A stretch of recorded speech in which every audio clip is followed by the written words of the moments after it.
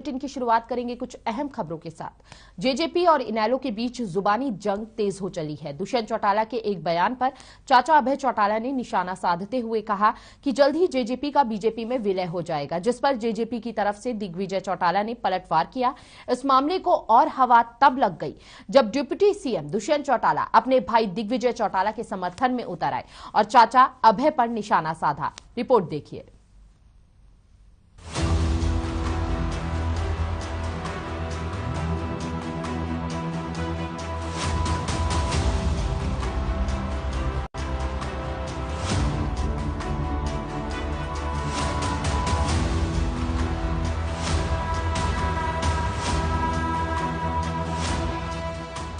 हाल ही में एक कार्यक्रम के दौरान हरियाणा के डिप्टी सीएम दुष्यंत चौटाला ने अपने दादा और पूर्व मुख्यमंत्री ओम प्रकाश चौटाला के पैर छूकर उनसे आशीर्वाद लिया था, जिसके बाद सियासी गलियारों में इस बात को लेकर चर्चा तेज हो गई थी कि क्या एक बार फिर से पार्टी और परिवार एक हो जाएगा।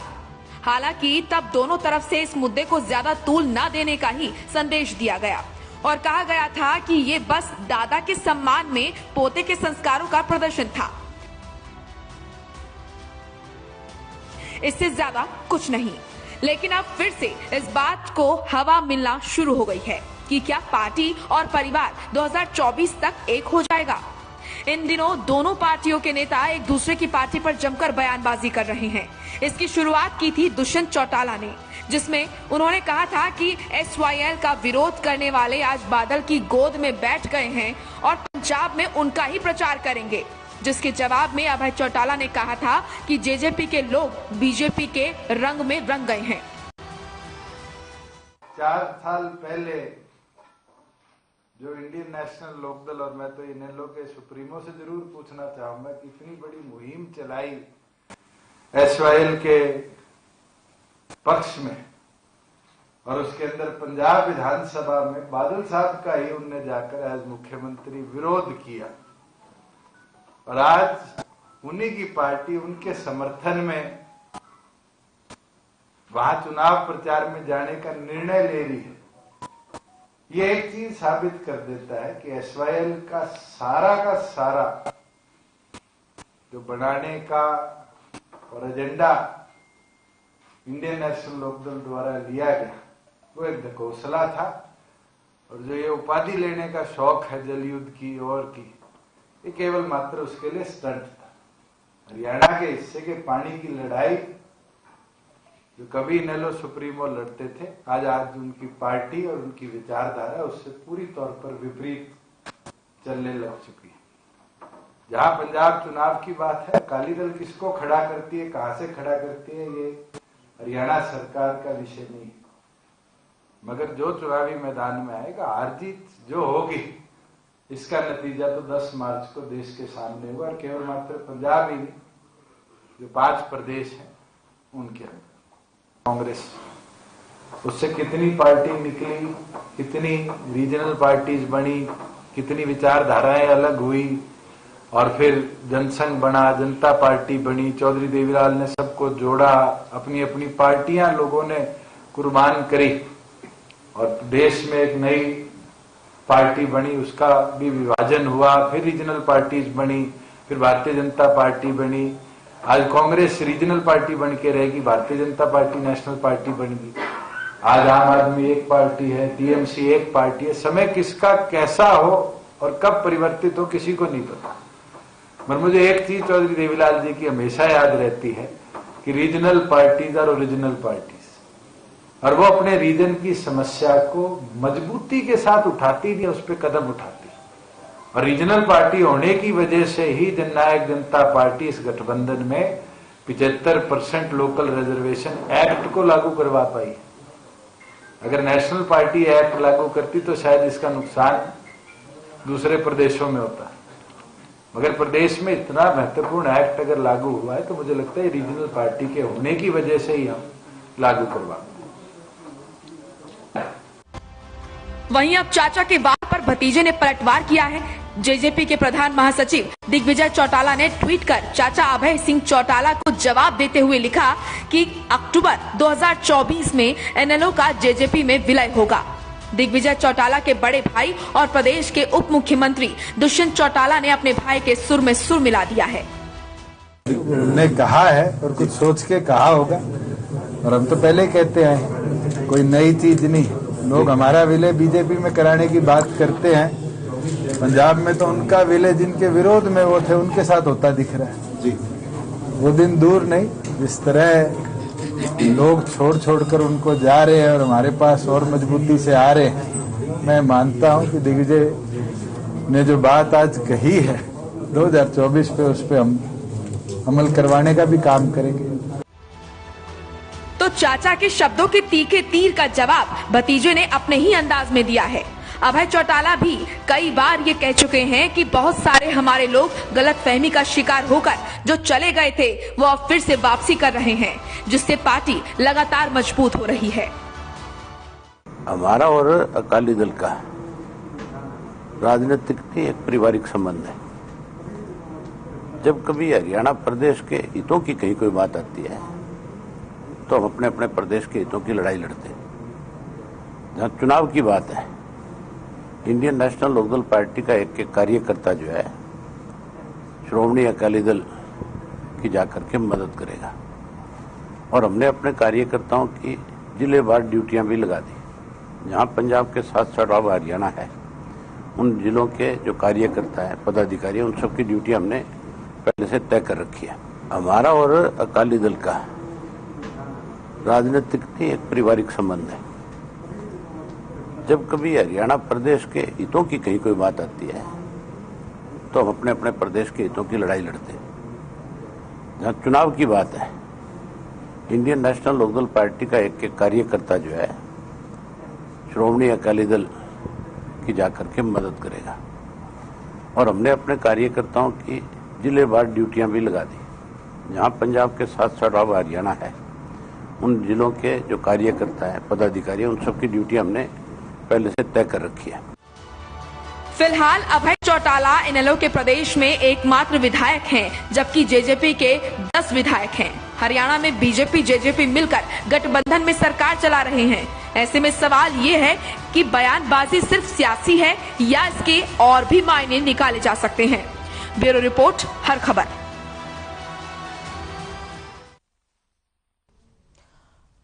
और खबरों में आगे बढ़ेंगे। शिक्षा मंत्री कंवरपाल गुर्जर ने कहा कि अगर परिस्थितियां ठीक रहीं और कोरोना के केस कम हुए तो फरवरी महीने में फिर से स्कूल खोले जाएंगे। उन्होंने कहा कि इस दौरान 30 से 33% के हिसाब से बच्चों को बुलाया जाएगा ताकि विद्यार्थियों को स्कूल का काम मिले और वह बिजी रहे, लेकिन यह सब कोरोना के हालात पर निर्भर करता है। साथ ही कंवरपाल गुर्जर ने कहा कि 8वीं का बोर्ड बनाकर परीक्षा लेने का फैसला इसलिए लिया गया ताकि बच्चों को एहसास हो, उनमें गंभीरता आए। उन्होंने कहा कि 5वीं का बोर्ड नहीं है, पेपर लेंगे, अगर बच्चा पास नहीं होता तो उसे फिर मौका देंगे।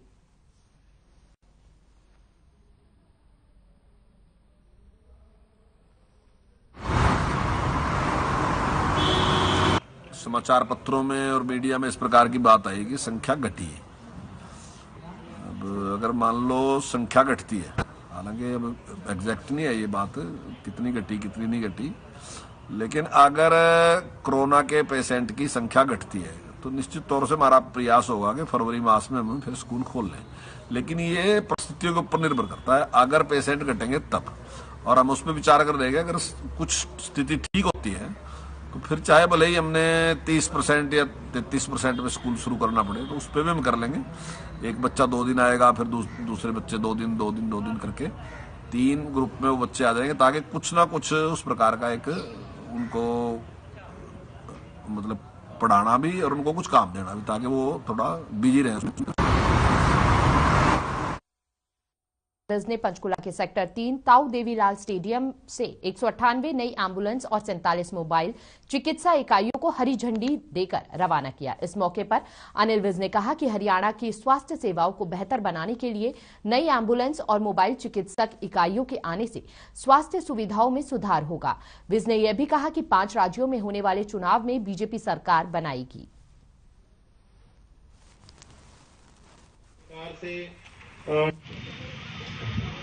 उत्तर प्रदेश हो, उत्तराखंड हो, पंजाब हो, या बाकी भी जहां जहां पर चुनाव हो रहे हैं, पांचों प्रदेशों में कुछ हो, कुछ कहें, कुछ बोलें, जीतेगी भारतीय जनता पार्टी। क्योंकि आज नरेंद्र मोदी ने राजनीति की दिशा बदल दी है। हरियाणा में जब से भारतीय जनता पार्टी की सरकार आई है, स्वास्थ्य सेवाओं का लगातार सुधार किया जा रहा है।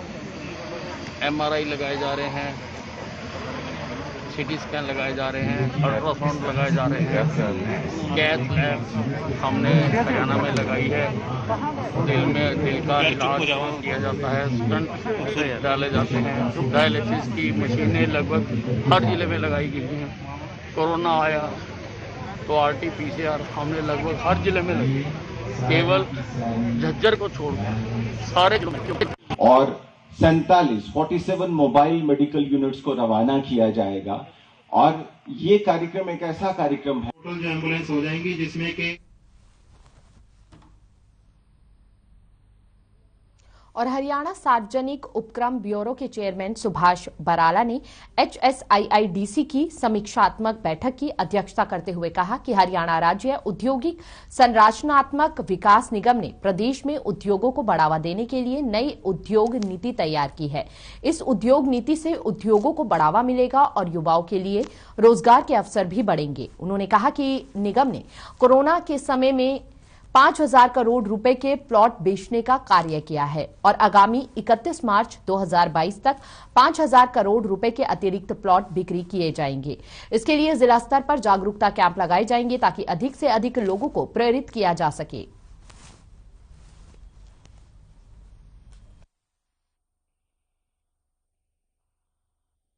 इस बैठक में किस प्रकार से HSIIDC विभाग लोगों को और खास करके जो हमारे उद्योगपति हैं उनको सुविधाएं देकर के कैसे हरियाणा प्रदेश में औद्योगिक क्षेत्र के माध्यम से उद्योगों को बढ़ावा दिया जा सके, जिसके कारण से एक तो उद्योग बढ़ेगा तो निश्चित रूप से जहां उद्योगपतियों को इसका लाभ होता है तो दूसरी साइड में एक एम्प्लॉयमेंट जनरेशन का काम भी इसके माध्यम से होता है। तो सारी चर्चाएं आज यहाँ इसमें बैठ करके करी है कि किस किस प्रकार से ये विभाग अपना इंडस्ट्री पॉलिसी को प्रमोट कर रहा है। और बड़े विस्तार से चर्चा के बाद ये ध्यान में आया कि वर्तमान में जो भी योजनाएं चल रही हैं वो भविष्य को देख करके चल रही हैं और निश्चित रूप से इन योजनाओं के आधार पे जो वर्तमान में चल रही है मैं कह सकता हूं कि हरियाणा में औद्योगिक क्षेत्र को उद्योग को बढ़ावा मिलेगा। और गुरुग्राम हरेरा ने जीपीटीज जस्टिस के साथ मिलकर सोशल मीडिया प्लेटफॉर्म लॉन्च किया है। गुरुग्राम हरेरा के चेयरमैन डॉक्टर के खंडेलवाल की माने तो तकनीक और आर्टिफिशियल इंटेलिजेंस का प्रयोग करते हुए कंपनी की तरफ से एक विशेष डिजिटल हरेरा कोड बनाई जाएगी जिसमें लोगों को सरल, तेज, सुरक्षित और पारदर्शी तरीके से न्याय दिया जा सके। अभी इस मौके का प्रयोग के तौर पर अपनाया जा रहा है, वहीं लोगों की सुविधा को देखते हुए हरेरा डिजिटल कोड को बढ़ावा दिया जाएगा जिससे विवादों के समाधान के लिए प्रभावी तरीके से कार्रवाई की जा सके। इस सुविधा के साथ ही लोगों को एक ही मंच पर अपनी शिकायत दायर करने से लेकर निर्णय आने तक की सुविधा डिजिटल माध्यम से मिलेगी।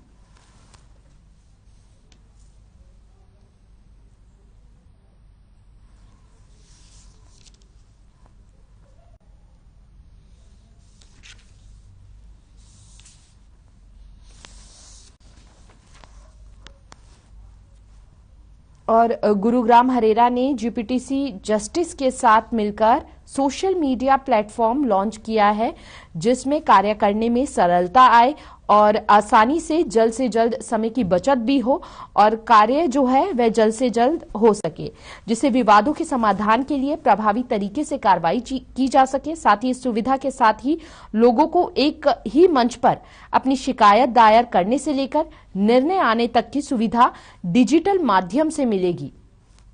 तो बेहद सराहनीय कदम उठाया गया है ये, जहां पर डिजिटल के माध्यम से अब आप शिकायत भी दर्ज करा सकेंगे। साथ ही साथ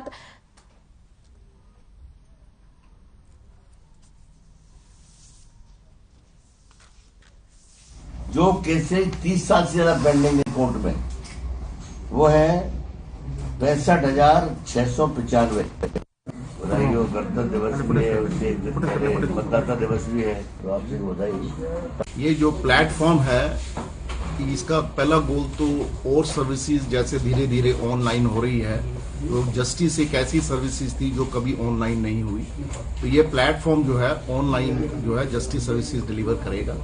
और सबको पता है कि जो ऑनलाइन चीजें हैं वो बहुत आसान होती है और बड़ी कन्वीनियंट एंड हैसल्स फ्री होती है, आपके टाइम भी बचाती है, कॉस्ट भी बचाती है।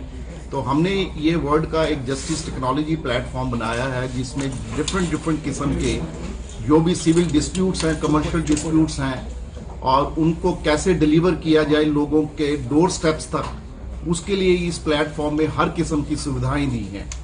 और ये प्लेटफॉर्म सिर्फ रिजॉल्व ही नहीं करेगा बल्कि लोगों को लीगली एम्पावर भी करेगा, लोगों को ये बताएगा कि भी ये उनके क्या राइट्स हैं, उनकी क्या रेमेडीज हैं, उनके क्या उनको मतलब रिलीफ मिल सकता है।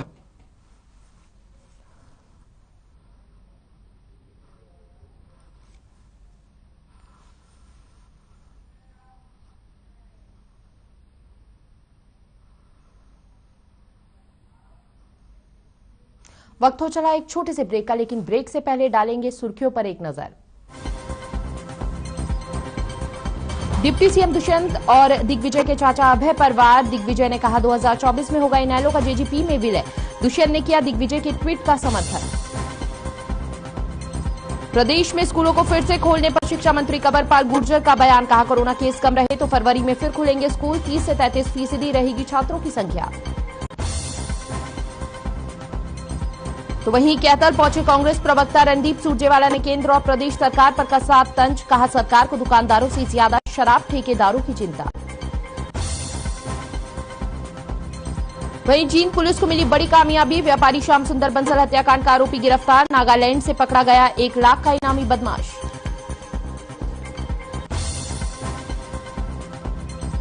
जल जीवन मिशन योजना को अधिकारियों ने लगाया पलीता। ग्रामीणों तक नहीं पहुंचा योजना का लाभ। कई लोगों को नहीं मिला पानी का कनेक्शन।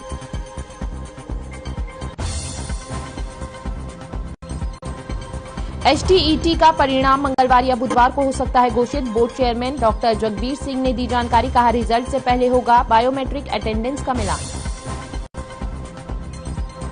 चरखी दादरी के गांव पालड़ी में लड़की ने पेश की ईमानदारी की मिसाल। गली में गिरे 1,66,000 रुपए लौटाए। 26 जनवरी को पंचायत करेगी सम्मानित।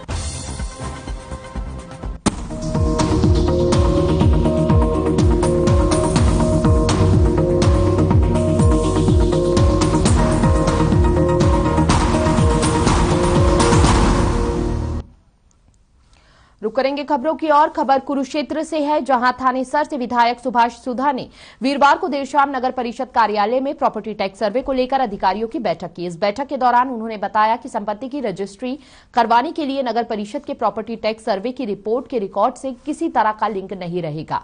अब राजस्व विभाग अपने रिकॉर्ड को देखने के बाद संपत्ति की रजिस्ट्री करेगा, क्योंकि नगर परिषद की ओर से प्रॉपर्टी का सर्वे केवल हाउस टैक्स कलेक्शन के लिए ही किया जा रहा है। बता दें कि इस विषय को लेकर 1 अप्रैल 2021 से लोगों में संशय बना हुआ था और राजस्व विभाग भी प्रॉपर्टी टैक्स सर्वे और एनडीसी के आधार पर रजिस्ट्री कर रहा था। इस गंभीर विषय को सीएम मनोहर लाल और नगर निकाय मंत्री कमल गुप्ता के समक्ष रखा गया है, जिसके बाद इस विषय को लेकर सरकार की तरफ से आदेश जारी कर दिए गए हैं।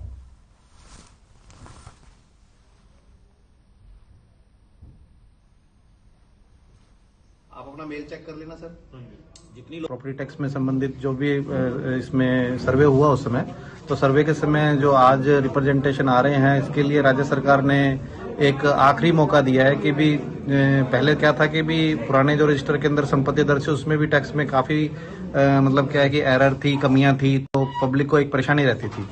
तो अब ये मतलब लगभग 10 साल बाद सर्वे हुआ है, तो सर्वे होने के बाद में राज्य सरकार ने ये इस बार निर्णय लिया कि भी घर घर जाकर के एक बार ये सारी संपत्तियां जिनके भी टैक्स बनाए गए हैं उन सब से एक बार उनको दिखा लिया जाए। दिखाने के बाद में संपत्ति धारक जो भी है वो अगर उसमें कोई भी उसको त्रुटि लगती है कि भी मेरे नाम है, कोई एरिया है या फ्लोर है या कैटेगरी है, अगर उसको लगता है कि इसको सही कराना। और सबसे बड़ी बात है कि भी ओल्ड आईडी का भी मैचिंग इस टैक्स जो अपने रीअसेसमेंट सूचना पत्र दिया जा रहा है घर घर जाके, उसमें ओल्ड आईडी भी दिखाई गई है। शांत होकर बैठ गई क्योंकि वो प्रॉपर्टी तालाबंद थी।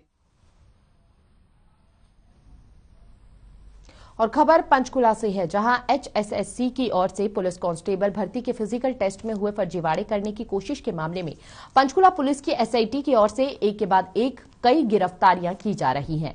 SIT की ओर से अब इस मामले में 4 आरोपियों को गिरफ्तार किया है और इससे पहले भी 6 लोगों को गिरफ्तार किया जा चुका है। पंचकुला पुलिस का दावा है कि जांच में और भी कई लोगों की गिरफ्तारी हो सकती है।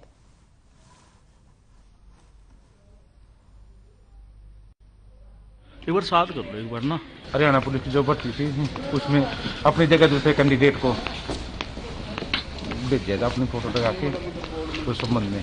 पहले 6 हो चुके थे, 4 कल करे, टोटल 10 हो चुके हैं। आज कोर्ट में 2 को तो जुडिशियल भेज दिया और 2 कर दिया। एक बार साथ कर लो, एक बार ना भाई जी, एक बार साथ कर लो सारे ना। और देश की आजादी के लिए फांसी के फंदे पर चढ़ने वाले हांसी के शहीद हुकुमचंद जैन का 164वां शहीदी दिवस अग्रवाल वैश्य समाज की ओर से जींद में श्रद्धा पूर्वक मनाया गया। वहीं कार्यक्रम के मुख्य अतिथि अशोक बुवानीवाला ने कहा कि 29 मई 1857 को हांसी के रहने वाले लाला हुकुमचंद जैन के नेतृत्व में जनता ने अंग्रेजी शासन के खिलाफ बगावत का झंडा बुलंद किया था। हांसी की लाल सड़क देश की आजादी के लिए यहां के वीरों की ओर से दी गई कुर्बानियों की साक्षी है।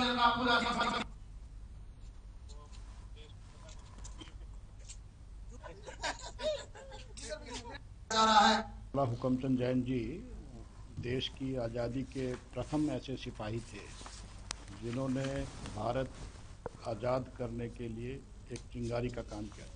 1857 में जब ये मूवमेंट शुरू हुआ, ब्रिटिश से लड़ाई लड़ने की बात आई, तो हुकुमचंद जी जैन ने ये प्रमुखता से अपनी भूमिका निभाई। आज हम उनको श्रद्धांजलि अर्पित कर रहे हैं, भावांजलि अर्पित कर रहे हैं।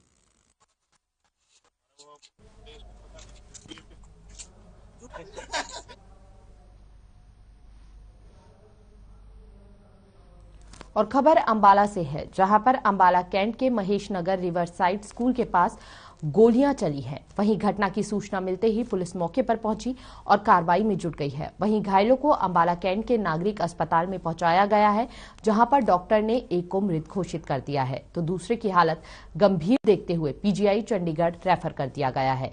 SHO सुरेश कुमार ने बताया कि करीब 8-10 राउंड फायरिंग की गई।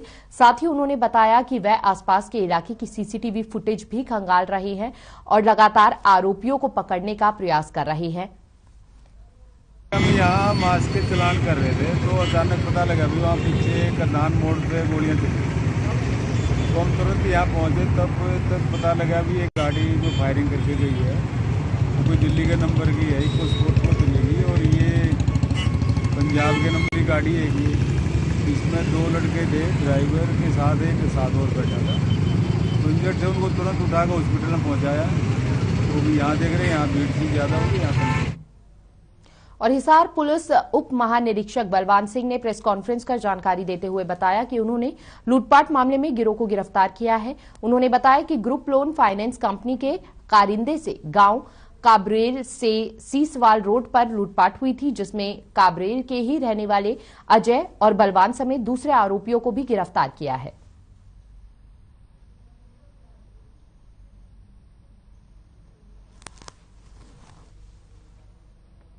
और यमुनानगर के मेडिकल ऑक्सीजन प्लांट में बिजली की किल्लत को लेकर परेशानी का सामना करना पड़ रहा है। Civil surgeon doctor Vijay Dahiya ने बताया कि इस तरह के मेडिकल प्लांट पर हर समय बिजली का होना बेहद जरूरी है ताकि पर्याप्त मात्रा में ऑक्सीजन तैयार किया जा सके। साथ ही एक सब इलेक्ट्रिसिटी सर्विस स्टेशन की जरूरत होती है, जो कि चारों सेंटर में से किसी पर भी उपलब्ध नहीं है।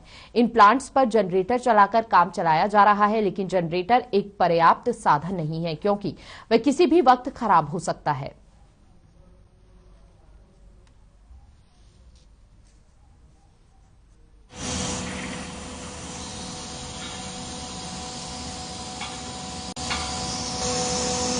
बिजली के कनेक्शन सभी चारों प्लांट्स के ऊपर हैं, लेकिन जो उनके लिए सब स्टेशन की आवश्यकता होती है ताकि उनमें अनइंटरप्टेड बिजली की सप्लाई चले और अगर कहीं बिजली की व्यवधान भी आता है तब भी वहां पे लगातार बिजली की चले। वो सब स्टेशन की जो है रिक्वायरमेंट वो अलग अलग से प्लांट की, क्योंकि इसमें ऑक्सीजन बिजली की बहुत काफी मात्रा में आवश्यकता होती है। तो वो जो सब स्टेशन लगने हैं उनका काम पेंडिंग है, लेकिन सभी के पास बिजली पहुंची हुई है, सभी बिजली से चल रहे हैं। इसके साथ साथ हमने बैकअप के लिए सभी जगह पे ऑक्सीजन जो है जनरेटर की व्यवस्था भी रखी। और HTET परीक्षा का परिणाम मंगलवार या बुधवार तक घोषित हो सकता है। इसकी जानकारी हरियाणा विद्यालय शिक्षा बोर्ड के चेयरमैन डॉक्टर जगबीर सिंह जी ने दी। Board chairman doctor Jagbir Singh का कहना है कि कोर्ट के आदेशों के अनुसार रिजल्ट जारी करने से पहले बायोमेट्रिक अटेंडेंस का मिलान भी होना है, यानी कि अंगूठे की जांच होगी, तभी रिजल्ट घोषित किया जाएगा। उनका कहना है कि प्रदेश में इसकी तारीख भी घोषित कर दी गई है।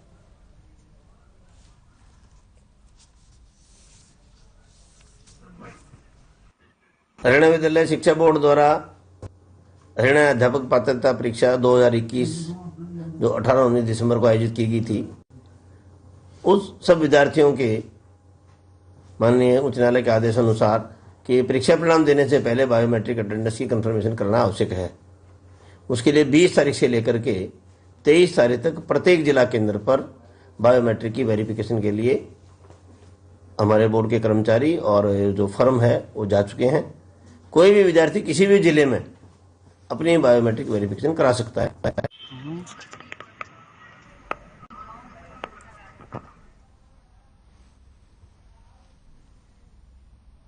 फिलहाल इस बुलेटिन में इतना ही। बने रहिए हर खबर के साथ। नमस्कार।